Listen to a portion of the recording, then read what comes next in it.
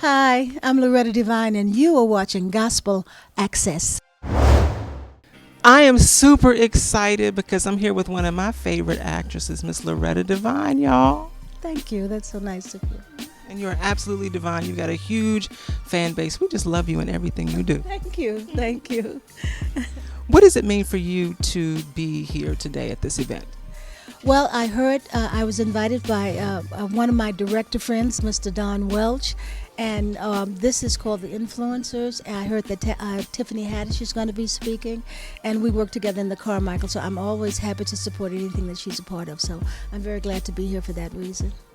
You have hustled and you have grinded your way to success. And there's a saying that says, the dream is free, but the hustle or the grind is sold separately. So can you just talk to our viewers about the importance of stepping out there and doing what you need to do to make it happen?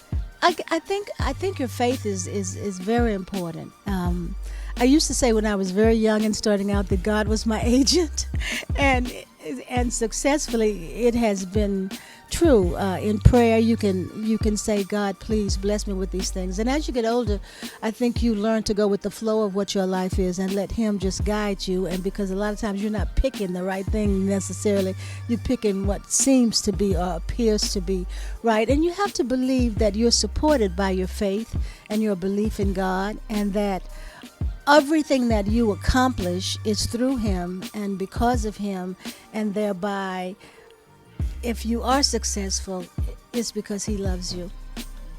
There's so many distractions with social media, with problems. So how can you give our viewers some advice on staying focused? Okay, well, I can't tell a young girl that's in her 20s how to deal with social media, because her love for it is totally different from mine. I think my habits and the way I deal with my life has a lot to do with the way I've always conducted myself. I love what I do extremely, to a fault at points. I love to work. I love to act. I love to create. I have a million hobbies. I can't remember a time when I felt like I had nothing to do. But I think they have to find a balance, because I think it blocks a lot of the creativity they would have had. You can't sit down and knit a scarf and then also do all your photos and selfies on Instagram. You have to pick and choose what you're going to devote your energy to. So if you want to be an actress, you have to study. You have to learn how to go in and out of your emotions on cue. You have to be able to cry on cue. There are so many things that you have to learn to do. So you have to focus on those things opposed to being seen on the Instagram. Some people are lucky, but if like Issa Rae, who came from the website and has become a huge star, but you have to understand that she studied.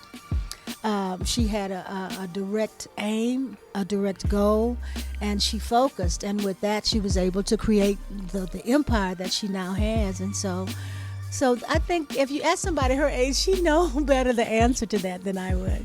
Next question. I heard TD Jakes say that success doesn't feel like success when you're in the middle of success. It feels like work. It feels like anxiety. It feels like toil. So what does your success mean to you, and what does it feel like to you? Do you feel like you're successful? I just feel like I'm myself. I don't feel any of those things that TD Jakes just said. I don't feel like it's...